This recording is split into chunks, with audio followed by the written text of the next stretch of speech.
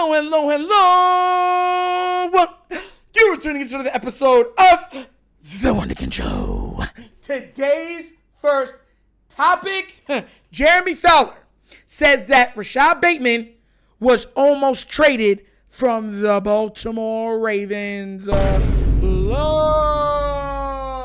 Guys, we know Jeremy Fowler to be somebody to be quite foul when it comes to media. We know he's the type of guy that will try to play on the words, stretch the truth, all those things. But this coincides and lines up to exactly what we were talking about previously on The Wunderkind Show. And mind you, you know what I'm saying? I told everybody this before. Happy we got Bateman. I think he's a great player. And I think it's a steal. I think it's a steal of a move.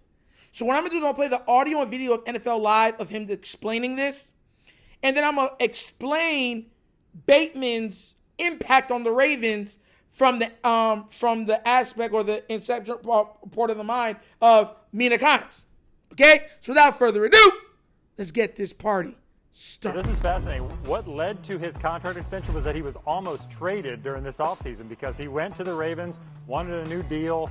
They essentially said no, but they gave him permission to seek a trade. So he went out on the open market, talked to teams, and I was told there were several involved or had interest. Several. That was Cowboys, New England Patriots, Green Bay Packers. So he saw he had a market. Yeah. The Ravens saw that and said, okay, we'll just pay you instead. We won't trade you. So, guys, look, that's crazy because I came out here and I told you guys that his market should be I told you, his open market, how the market views him would be higher than what he's getting paid from the Baltimore Ravens. I'm telling you guys, I'm not even asking you. So this would coincide with exactly what I was bringing up and thought previously. But once again, Bateman is an integral piece on this team because I want to put everything into context for you when we're breaking this down. The Baltimore Ravens take the 32nd most pass attempts in the NFL. That means they take the least amount of passing attempts out of all the other 31 teams. Or 32 teams. Because, yeah. So, they're not giving you value when it comes to flinging the ball. They're giving you efficiency. That's the key word, efficiency. That's why it was so impressive that Lamar threw for 4,200 yards this past season, 4,100 yards, whatever, which one it is, and the 40-plus touchdowns. Because they were taking, mind you, that's top 5 in the NFL, top 6, and he's taking the least amount of attempts out of everybody else in the league. Mind you, Joe Burrow has like over 200 more attempts, pass attempts, than Lamar Jackson. Over 200 more. Let's do some math real quick, shall we? Because I want everyone to understand, and I'm telling you, it's a big number. Let's just do 200. That's 11.7 more pass attempts per game. Oh. You know how much that is? 11? Almost 12 more pass attempts per game?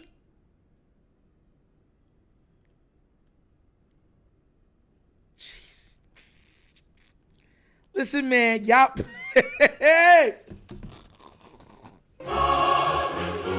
That's a crazy number, bro.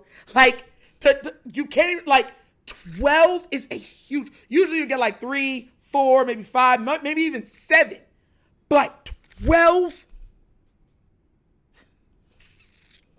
So this is what goes back to the Bateman thing. Bateman on another team, injury slowed him down at first, but on another team, just like I said with Zay Flowers, they would have more receiving yards because they would get the value. What I'm going to do is I'm going to play Mina Kimes next. She's going to tell you exactly what I'm trying to say. Check this out. I mean, it's easy to forget how close Baltimore came to forcing OT in Buffalo in the divisional round. How important was it for the Ravens to lock up Bateman long-term like they did? I think this is a really smart, really team-friendly deal, honestly, because while Rashod Bateman got off to a slow start at the beginning of his career, largely due to health reasons, last year he really emerged as an important role player, and that role is distinct. Zay Flowers is the #1 receiver in this offense, but he is not a traditional X receiver. Facts! That's Bateman. In fact, he had 32 targets as an isolated receiver. No other Raven had more than 5. You highlighted the fact that he was 3rd league-wide in yards per catch. He won on go balls, corners, in the end zone, big plays, contested catch ability. So he brings an element to this Ravens offense they're not getting anywhere else and complements the other players, the other skilled players quite well. So you see what I'm trying to say? So Bateman, right, not only is a player that complements, he is a player that's not going to complain about his share load. Right? Because let me do something right now. The stats is how you get paid. Those are facts. Right? He could easily have said, look, man, I know I'm better than what this system is allowing me to be. Let me go to another team. Now, what Jeremy Fowler is saying, the other teams understood that, saw that and said, we would love to give him a shot to be our other guy. And the Ravens said, nah. We were just joking, bro. Here goes a little extra money. Oh. That man, they ran and said, don't leave me. Don't forsake me. Oh, no. But also it's because of the price. I told you guys this before. Bateman took a super team-friendly deal. This is exactly around where the Ravens feel comfortable paying a receiver. And this is why, listen, I hope Zay gets signed. I told you this before. I would love to see Zay and Bates stay long-term and just keep building. You got Tez Walker and try to, hold that core as long as possible. But let me let you understand this to break this into your understanding, right? To your psyche.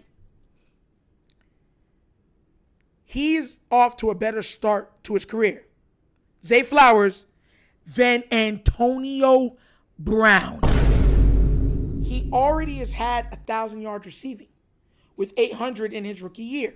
He's probably going to get around 1,100 or more this season, barring injury.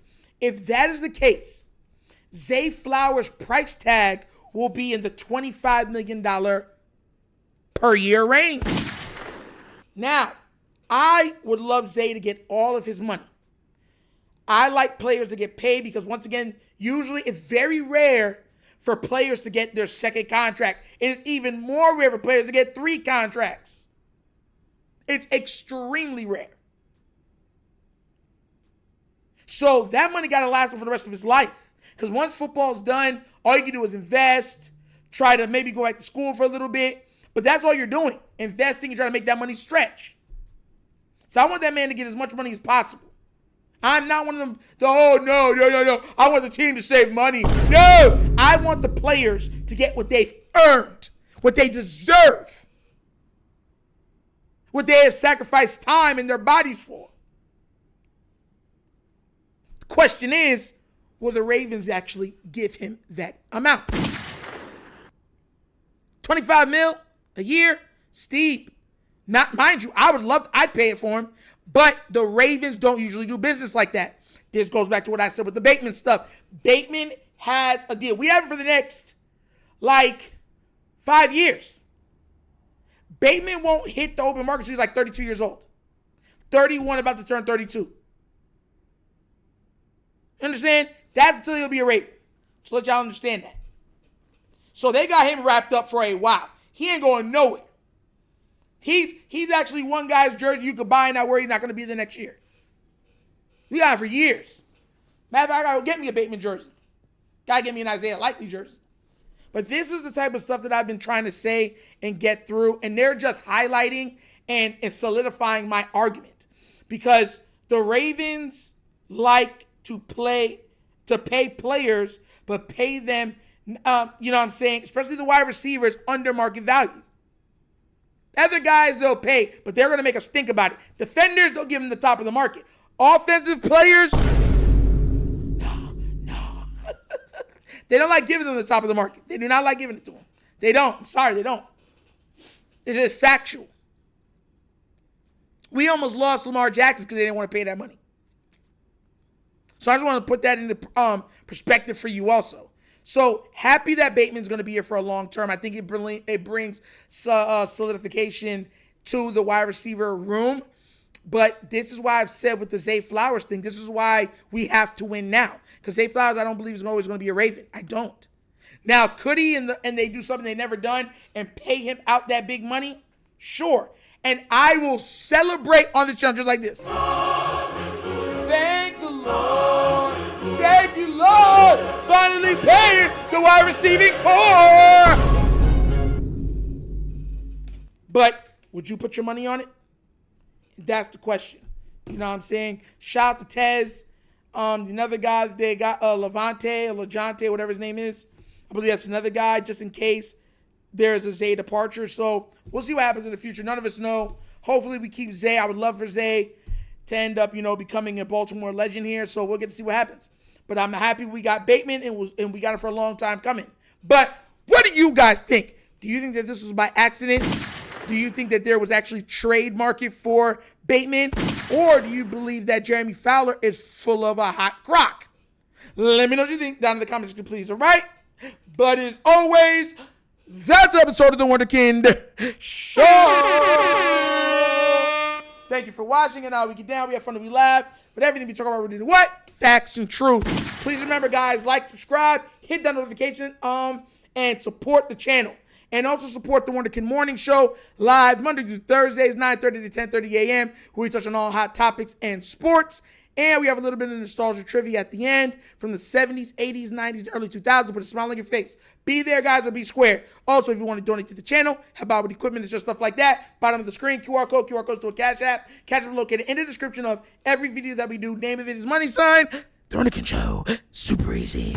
But that's the episode of The Wunderkind Show. This show is not just signing off. And as always, you guys know my slogan. Peace. And I am out of here. Huh? Yerp. Finish him, Daddy. Do not